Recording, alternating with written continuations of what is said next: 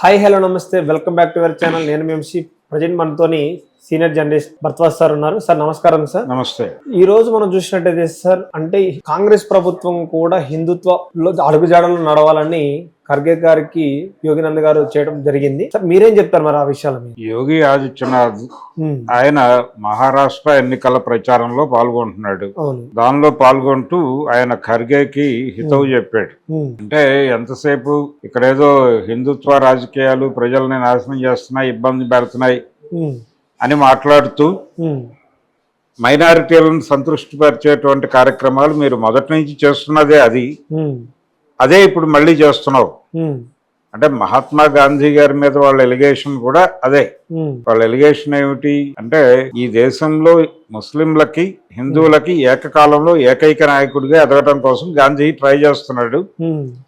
తను పుట్టుకరీత్యా హిందువు కాబట్టి తను అట్రాక్ట్ చేయాల్సింది ముస్లింస్ కాబట్టి వాళ్ళ కోసం వీళ్ళకి రావాల్సిన హక్కుల్ని కూడా కోసి వాళ్ళకి ఇస్తున్నాడు అనే ఎలిగేషన్ తో ఆయన్ని చంపేయాలి అనేది అనుకున్నారు ఆ రోజున.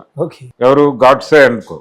గాడ్సే ఏ సమూహంతో అయితే ఉన్నాడో, ఏ ఐడియాలజీతో అయితే ఉన్నాడో అదే ఐడియాలజీకి చెందినవాడు యోగి ఆదిత్యనాథ్. అందుకని ఖర్గే గురించి మాట్లాడుతూ, అంటే కాంగ్రెస్ పార్టీ గురించి మాట్లాడుతూ ఇప్పటికే అదే స్టాండ్ లో ఉన్నారు. మీరేదో ఇక్కడ ఉన్నటువంటి హిందుత్వ శక్తుల మీదో లేకపోతే భారతీయ జనతా పార్టీ మీదో మరొక ఆర్గనైజేషన్ మీదో ఆర్ఎస్ఎస్ మీదో దాడి చేయడం కాదు చేయవలసింది. రజాకార్ల దగ్గర నుంచి నిజాం ప్రభు ప్రజల్ని వేధించినటువంటి విధానం, రజాకార్ల ద్వారా ఆయన వేధించినటువంటి విధానం, దీని గురించి కదా మాట్లాడాల్సింది. నువ్వు ఏదేదో మాట్లాడతావేంటి? దేశంలో హిందువులకు జరుగుతున్న హాని గురించి మాట్లాడు. పట్టించుకో. కనీసం మీ పార్టీ పట్టించుకోకుండా మీరు ఇంకేదేదో పిచ్చి మాటలన్నీ మాట్లాడతారేమిటి అన్న టోన్లో చెబుతూ కాంగ్రెస్ పార్టీని కూడా హిందుత్వ ఫోల్డ్లో రావాల్సిందిగా ఆహ్వానించాడు ఒక రకంగా ఆయన. ఈ ఆహ్వానానికి ఖర్గే గారు ఎలా స్పందిస్తాడు అనేది చూడాలి.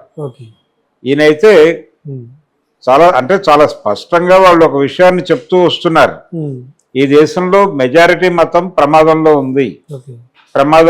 ఎవరి నుంచి ప్రమాదంలో ఉంది? మైనారిటీల నుంచి ప్రమాదంలో ఉంది అని చెబితే ఈ రెండు సమూహాల మధ్య ఒక రిఫ్ట్ నడుస్తూ ఉంటుంది. మనం వీళ్ళ వైపున వీళ్ళ సైన్యంగా నిలబడితే మనకి వీళ్ళందరూ కూడా సపోర్ట్ చేస్తారు అనే వ్యూహంతో ఇలాంటి మాటలు అప్పుడప్పుడు మాట్లాడుతూ ఉంటారు. వాళ్ళు ఇలా పుల్లవిరుపు మాటలు, అంటే అవతల వాళ్ళని రెచ్చగొట్టే వ్యాఖ్యలు ఇవి చేస్తూ ఉంటారు.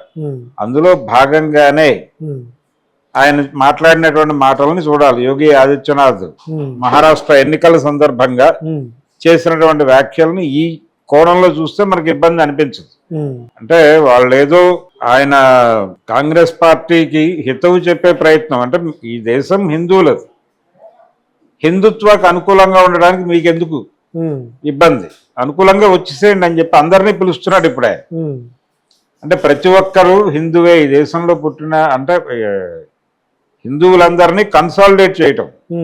ఈ కన్సాలిడేషన్ కి వాళ్ళకు ఉన్నటువంటి నినాదం ఏంటంటే మతం ప్రమాదంలో ఉంది కాబట్టి, మతం ప్రమాదంలో ఉన్నటువంటి ఈ సందర్భంలో మతాన్ని నిలబెట్టుకోవడానికి ప్రతి ఒక్కరు చెయ్యి కలపాలి అనేది వాళ్ళ ప్రోగ్రాం. అది రెచ్చగొడుతూ ఉంటారు నిరంతరం. ఈ రెచ్చగొడుతూ ముస్లింల మీద దాడులు చేసేలాగా కనిపిస్తారు కానీ చేయకుండా వాళ్ళని కూడా లొంగ తీసుకునే ప్రయత్నం. ఇలా దేశం మొత్తాన్ని తన కంట్రోల్లో పెట్టుకోవడం కోసం హిందుత్వ శక్తులు రాజకీయ క్రీడ నడుపుతున్నాయి. ఈ రాజకీయ క్రీడ అందులో భాగమే మిగిలిన విషయాలన్నీ కూడా. ఇప్పుడు ఈ ఖర్గే గారికి యోగి ఆదిత్యనాథ్ గారు హితవు చెప్పి, నువ్వు మీ పార్టీ మొత్తం సాలిడ్ గా ముందు హిందుత్వ గురించి ఆలోచించండి, హిందూ మతం గురించి ఆలోచించండి, మిగిలిన విషయాల తర్వాత. మీరు ఇప్పటికీ సంతుష్టీకరణ, అంటే హిందువులని కోసి వేరే వాళ్ళకేసే పని చేస్తున్నారు అని చెప్పాడు ఆయన. రజాకార్ల ప్రస్తావన నిజాం పరిపాలన గురించి మాట్లాడటానికి కారణం అది. అలా మాట్లాడటం ద్వారా కాంగ్రెస్ పార్టీని మెజారిటీ మతం ముందు దాని పరువు తీయటం, ఇది కార్యక్రమం. ఆ కార్యక్రమం విజయవంతంగా చేశాడు ఆయన మహారాష్ట్ర ఎన్నికల్లో. మీరు కాంగ్రెస్ కోటేస్తే మీకు ఉపయోగం ఉండదు, మీరు ఎట్టి పరిస్థితుల్లోనూ భారతీయ జనతా పార్టీ వైపు నిలబడండి, మీ మతాన్ని మేము ఉద్ధరిస్తాం అనేది చెప్పదలుచుకున్నాడు ఆయన. అదే చెప్పాడు. సార్ ఇంకొకటి ఏంటంటే హైదరాబాద్ కూడా హిందూ రజాకారులపై జరుగుతున్న పిలుపు గురించి ఖర్గే గారికి చెప్తున్నారు. మరి హైదరాబాద్ ఎందుకు చేయట్లేదు అన్నప్పుడు. అవును, అదే కదా. ఇప్పుడు నిజాం స్టేటే ఆ రోజున అక్కడ ఉంది, మహారాష్ట్రలో కొంత భాగం నిజాం స్టేట్ లో ఉంది. నిజాం స్టేట్ నుంచి విడగొట్టి అక్కడ కలిపారు. అందుకని నిజాం పోలిక రజాకారుల ప్రస్తావన వాళ్ళకి కనెక్ట్ అవుతుంది. ఆ కనెక్ట్ అవ్వడం కోసం ఆ మాట వాడాడు ఆయన. అంటే కాంగ్రెస్ పార్టీని హిందూ వ్యతిరేక పార్టీగా ప్రొజెక్ట్ చేయదలుచుకున్నాడు ఆయన. ప్రొజెక్ట్ చేసి హిందువుల రక్షక పార్టీ భారతీయ జనతా పార్టీ మాత్రమే, కాబట్టి మీరు అందరూ గంపగుత్తగా బీజేపీకి ఓటేయండి అని చెప్పాడు ఆయన. కాంగ్రెస్ పార్టీని పూర్తి స్థాయిలో పక్కకి గెంటేయండి అని చెప్తున్నాడు. ఖర్గేకి హితవు చెప్తున్నట్టుగా ఇంత డ్రామా నడిపాడు ఆయన. అయితే సార్ ఇప్పుడు తను చేసిన విమర్శల మీద ఏమన్నా జనాలకి ఏమన్నా స్కోప్ పెరిగిద్దంటారా బీజేపీ పార్టీ మీద ఏమన్నా?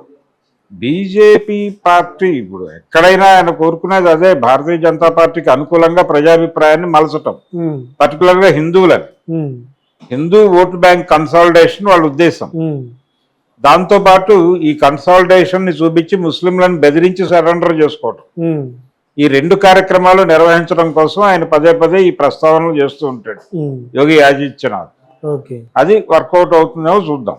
సార్ తను చేసిన వ్యాఖ్యల్లో తల్లి తండ్రిని చంపేశారని చాలా వ్యాఖ్యలు చేశారనమాట. ఎవరు? యోగి గారు. ఇక్కడ జరిగిన దాంట్లో అంటే వాళ్ళు ప్రొజెక్ట్ చేయదలుచుకున్నారు.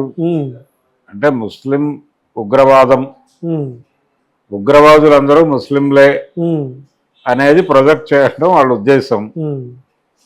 ఖలిస్తాన్లు అంటే పంజాబీలు అందరూ ఉగ్రవాదులే. ఈ దేశంలో హిందువులు బలైపోతున్నారు వీళ్ళందరికీ. అంటే ఈ మధ్య కెనడాలో ఒక గొడవ జరిగింది. అంటే ఖలిస్తానీలకి హిందువులకి మధ్య ఘర్షణ జరిగింది. ఇవన్నీ మాట్లాడతారు వాళ్ళు.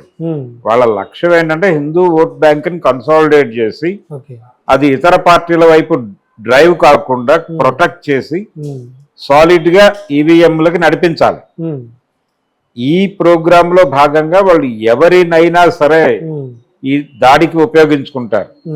ఇదిగో ఫలానా వాళ్ళు హిందూ మతాన్ని ఇలా ఇబ్బంది పెడుతూ మాట్లాడారు, దానికి వ్యతిరేకంగా మనందరం కలిసి వాళ్ళకి బుద్ధి చెప్పాలి.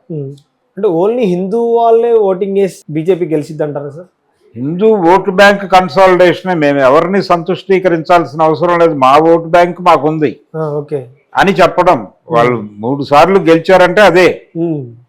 ఈ 3 సార్లు వాళ్ళని గెలిపించింది హిందుత్వాన్ని. కాకపోతే వీళ్ళ 10 ఏళ్ల పరిపాలనలో జరిగినటువంటి నష్టాలు, ముఖ్యంగా నార్త్ ఇండియాలో పెరిగినటువంటి నిరుద్యోగం, వలసలు పోతే తప్ప బతకలేని పరిస్థితి ఏర్పడటం, ఇవన్నీ కలిసి మొన్న 63 సీట్లు తగ్గించినాయి వాళ్ళకి నార్త్ లో. ఈ 63 సీట్ల తగ్గుదలని బీజేపీ చాలా సీరియస్ గా పట్టించుకుంటోంది. వచ్చే ఎన్నికల్లో అవన్నీ రీగెయిన్ అవ్వాలనుకుంటోంది. ఆ రీగెయిన్ అవ్వడం కోసం నానా కష్టాలు పడుతోంది. అందుకు వాళ్ళు నమ్ముకున్నది ఒకటేమో హిందూ ఓట్ బ్యాంక్ కన్సాలిడేషన్. ఈ కన్సాలిడేటెడ్ హిందూ ఓట్ బ్యాంక్ చూపించడం ద్వారా మైనారిటీలను బెదిరించి సరెండర్ చేసుకోవటం, తద్వారా తమ ఓట్ బ్యాంక్ ని పెంచుకోవటం. ఈ వ్యూహంలో భారతీయ జనతా పార్టీ కదులుతోంది. అందుకనే ఆయన ఖర్గేకి ఆఫర్ ఇచ్చాడు, మీరు కూడా హిందుత్వ అయిపోండి, మీ పార్టీని ఇంకా అదేదో సెక్యులరిస్ట్ పార్టీ అన్నట్టుగా అలా ఎంతకాలం నడుపుతారు, వచ్చేసి మీరు కూడా గంగలో మునకేయండి అంటున్నాడు.